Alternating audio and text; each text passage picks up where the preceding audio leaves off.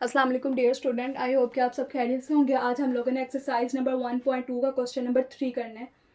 Question number 3 में वो कह रहे हैं from the following matrices identify diagonal, scalar and unit matrices. यानी उन्होंने हमें फॉलोइंग मैट्रिसेस दी हैं और हम लोगों ने आइडेंटिफाई करना है कि इसमें से कौन सी मैट्रिक्स जो है वो डायगोनल है, कौन सी स्केलर और कौन सी यूनिट मैट्रिक्स है। सबसे पहले हम लोग देखते हैं कि डायगोनल मैट्रिक्स क्या होता है। डायगोनल मैट्रिक्स ऐसी मैट्रिक्स होती है जिसके अंदर एटलीस्ट वन एंट्री जो है वो नॉन ज़ीरो हो। डायगोनल एंट्री में से एटलीस्ट वन एंट्री जो है वो नॉन ज़ीरो हो। जैसे यहाँ पर उन्होंने हमें डी मैट्रिक्स दी है। डी मैट्रिक्स के अंदर ये डायगोनल एंट्रीज होती हैं, ठीक है। ये तो मैंने आपको बताया कि डायगोनल एंट्री में से एट लीस्ट अगर वन एंट्री भी नॉन ज़ीरो होगी तो वो हमारे पास डायगोनल मैट्रिक्स होगी, ठीक है। अगर यहाँ पर 3 यहाँ पर 2 होता तब भी हमारे पास डायगोनल मैट्रिक्स ही होना था, ठीक है। पर अगर हमारे पास यहाँ पर 0 और इन क्या इसका नाम डायगोनल एंट्री में से एटलीस्ट वन नंबर भी जो है वो अगर हमारे पास नॉन ज़ीरो होगा तब भी ये हमारे पास डायगोनल एंट्रीज ही होगी। जैसे यहाँ पर इन्होंने हमें बी मैट्रिक्स दी है, इसमें डायगोनल एंट्रीज डिफरेंट है, तो इसका मतलब है तो नॉन ज़ीरो ही है, तो इसका मतलब है कि ये भी हमारे पास जो है वो डायगोनल एंट्रीज है, ठीक है। तो हम लोग इसे इसके आगे लिखेंगे डायगोनल एंट्रीज के आगे डी मैट्रिक्स और बी मैट्रिक्स। डी मैट्रिक्स और बी मैट्रिक्स जो है ये हमारे पास डायगोनल मैट्रिक्स है। नेक्स्ट है हमारे पास स्केलर मैट्रिक्स। स्केलर मैट्रिक्स हम लोग ऐसे मैट्रिक्स को कहते हैं जिसके अंदर डायगोनल एंट्रीज जो है वो सेम हो, ठीक है। जैसे यहाँ पर 4 है तो यहाँ पर भी 4 हो, यहाँ पर 2 है तो यहाँ पर भी 2 हो, यहाँ पर 3 है तो यहाँ पर भी 3 हो, तो ये हमारे पास स्केलर मैट्रिक्स होगी, ठीक है। तो इसलिए हम लोग ए को जो है वो स्केलर मैट्रिक्स के आगे लिखेंगे कि ए मैट्रिक्स जो है ये हमारे पास स्केलर मैट्रिक्स है। नेक्स्ट है हमारे पास यूनिट मैट्रिक्स। यूनिट मैट्रिक्स जो है ये ऐसी मैट्रिक्स होती है जिसके अंदर डायगोनल एंट्रीज जो है वो 1 हो, 1 के अलावा और कोई नंबर ना हो, सिर्फ 1 हो। जैसे यहाँ पर सी मैट्रिक्स उन्होंने हमें दी है, इसमें डायगोनल एंट्रीज क्या है 1 है, इधर भी 1 है, इधर भी 1 है, तो इसका मतलब है ये हमारे पास कौन सी मैट्रिक्स है, यूनिट मैट्रिक्स है। तो हम लोग इसे यूनिट मैट्रिक्स के आगे लिखेंगे सी मैट्रिक्स जो है ये यूनिट मैट्रिक्स है। उसके बाद ए मैट्रिक्स को सिंप्लीफाई कर लेते हैं।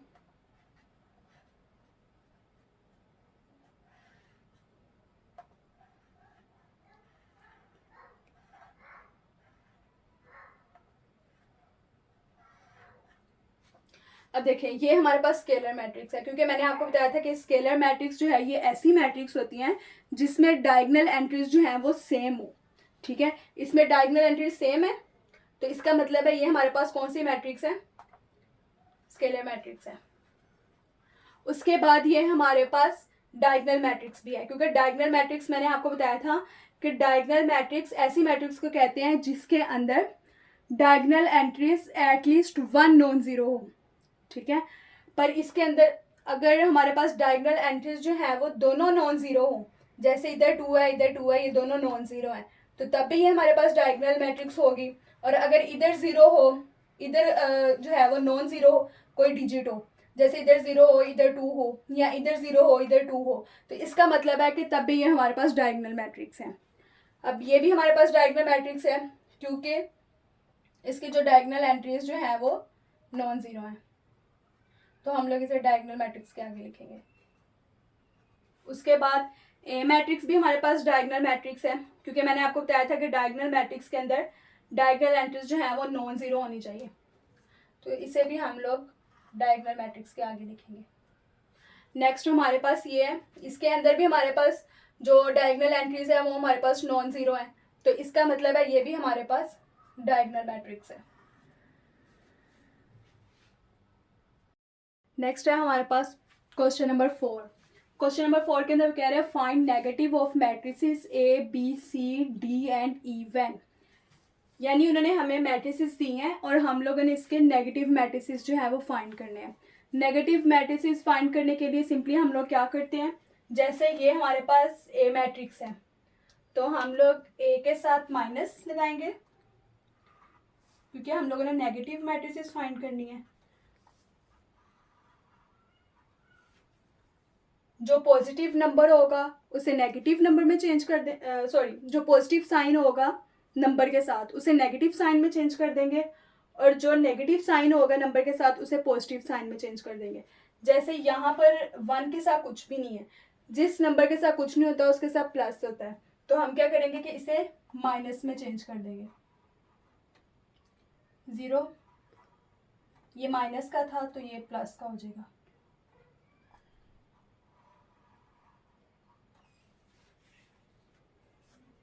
नेक्स्ट हमारे पास बी मैट्रिक्स है।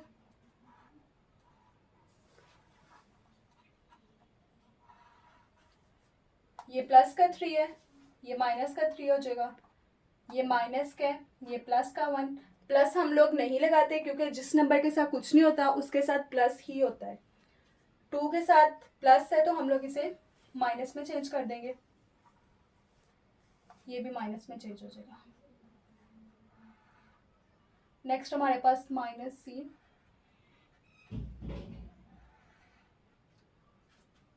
ये पॉजिटिव 2 है यानी इसके साथ प्लस है तो ये माइनस में चेंज हो जाएगा, इसके साथ भी प्लस है, ये माइनस में, इसके साथ प्लस है, ये माइनस में, इसके साथ भी प्लस है तो ये भी माइनस में चेंज हो जाएगा। उसके बाद यहाँ पर हमारे पास डी मैट्रिक्स है।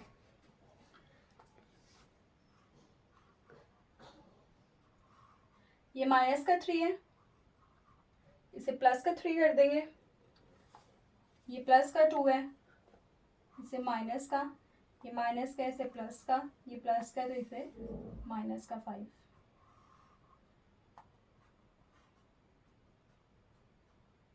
नेक्स्ट हमारे पास ई मैट्रिक्स है। ये हमारे पास जो है ये प्लस का 1 है, इसे -1 में चेंज कर देंगे। ये प्लस का 2 है, इसे -2 में, ये माइनस का, इसे +5 में, ये प्लस का, इसे -3 में चेंज कर देंगे। नेक्स्ट है हमारे पास क्वेश्चन नंबर 5। क्वेश्चन नंबर 5 के अंदर उन्होंने क्या है, find the transpose of each of the following matrices, यानी उन्होंने हमें फॉलोइंग मैट्रिसेस दिया और कहा है कि इसका ट्रांसपोज फाइंड करें।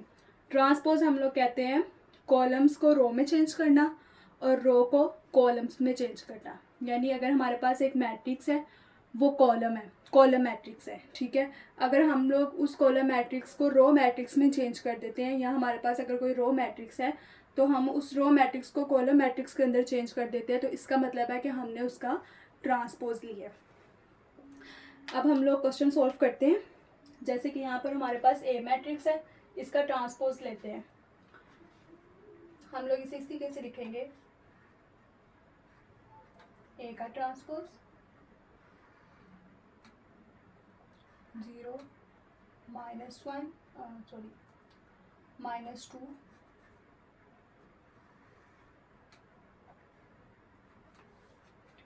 अब ये हमारे पास क्या कॉलम है तो इसको हमने किस में चेंज करना है, रो में चेंज करना है।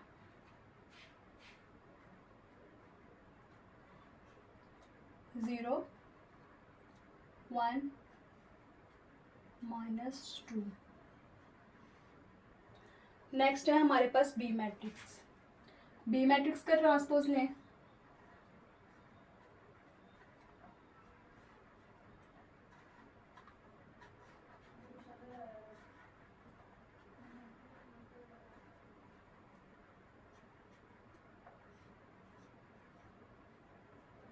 ये हमारे पास रो है, ठीक है, और हमने क्या करना है, रो को कॉलम में चेंज करना है। तो ये हमारे पास इस तरह आएगा 5 1 -6। नेक्स्ट है हमारे पास सी मैट्रिक्स। सी मैट्रिक्स का ट्रांसपोज लें।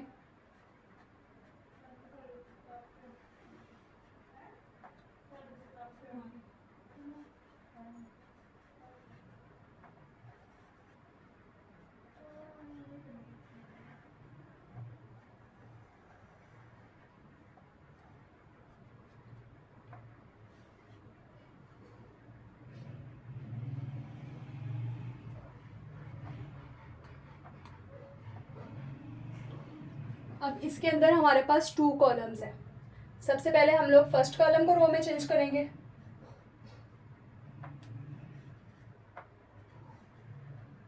उसके बाद सेकंड कॉलम को।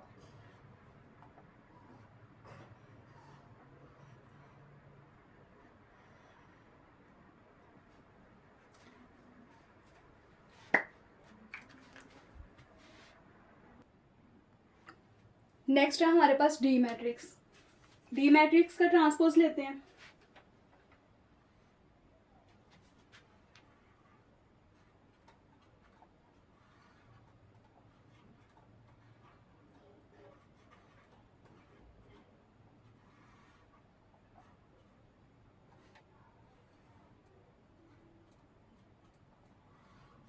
इसमें कितने कॉलम्स हैं हमारे पास? 1 2 2 कॉलम्स हैं, ठीक है, यानी हमारे पास 2 रोज बनेगी। तो फर्स्ट कॉलम को पहले फर्स्ट रो में चेंज करते हैं, ये हमारे पास 2 0 आ जाएगा। उसके बाद सेकंड कॉलम को रो में चेंज करते हैं, 3 और 5। नेक्स्ट ए मैट्रिक्स का ट्रांसपोज लेते हैं।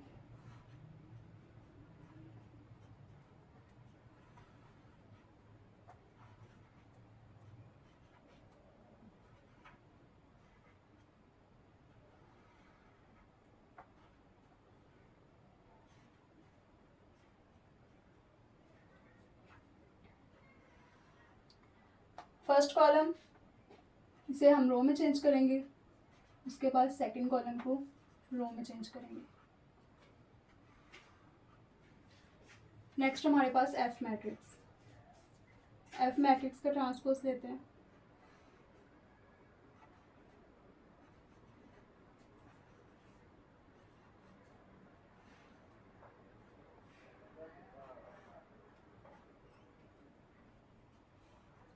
फर्स्ट कॉलम फर्स्ट रो में चेंज हो जाएगा और सेकंड कॉलम सेकंड रो में।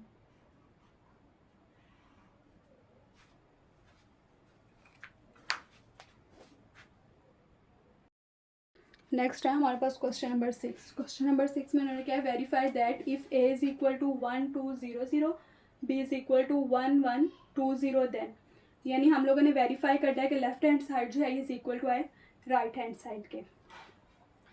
सबसे पहले उन्होंने हमें क्वेश्चन दिया है ए के ट्रांसपोज का ट्रांसपोज इज इक्वल टू ए, यही हम लोगों ने प्रूफ करना है और प्रूफ करके बताना है कि ए का ट्रांसपोज इज इक्वल टू ए के है कि नहीं, ठीक है।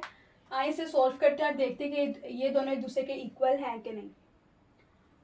सबसे पहले हमारे पास ए का ट्रांसपोज लेंगे,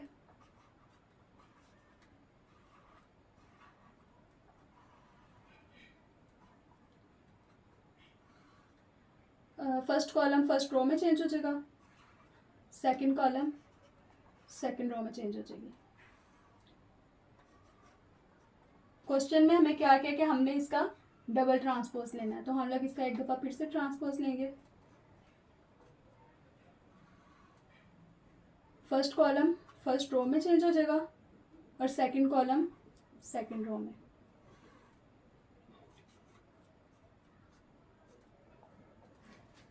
ये मैट्रिक्स किसके इक्वल है? ए मैट्रिक्स के इक्वल है, यानी हमने प्रूफ कर दिया कि ए का ट्रांसपोज जो है ये इज इक्वल टू है ए मैट्रिक्स के। तो हम लोग यहाँ पर लिखेंगे hence to prove that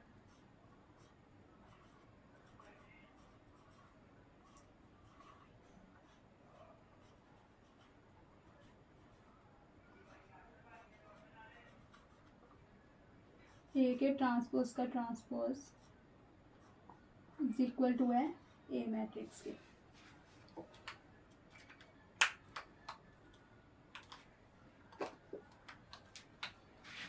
question number 2 है हमारे पास,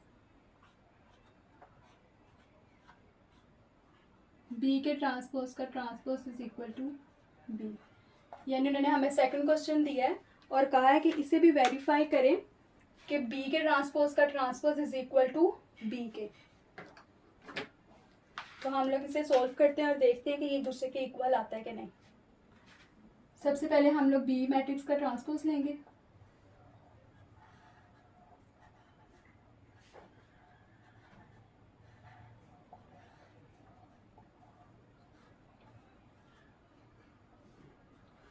फर्स्ट कॉलम फर्स्ट रो में चेंज हो जाएगा, सेकंड कॉलम सेकंड रो में। अब क्वेश्चन में हमें उन्होंने कहा कि हमने इसका डबल ट्रांसपोज लेना है, तो हम लोग इसका एक दफ़ा फिर से ट्रांसपोज लेंगे। फर्स्ट कॉलम फर्स्ट रो में चेंज हो जाएगा, सेकंड कॉलम सेकंड रो में चेंज हो जाएगा।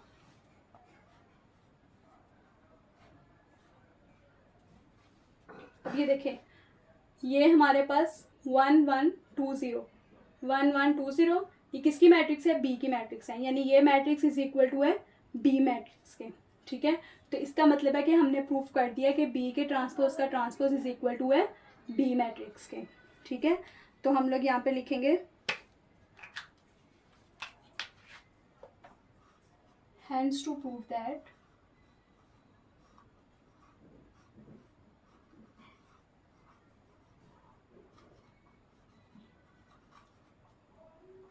बी के ट्रांसपोज का ट्रांसपोज इज इक्वल टू है बी मैट्रिक्स के। आई होप कि आपको एक्सरसाइज नंबर 1.2 के क्वेश्चंस की समझ आई होगी, और आप मेरे चैनल को ज़रूर सब्सक्राइब कीजिएगा ताकि मेरी हर आने वाली वीडियो जो है वो आप तक पहुंच सके। Thanks for watching my video. Allah हाफिज़।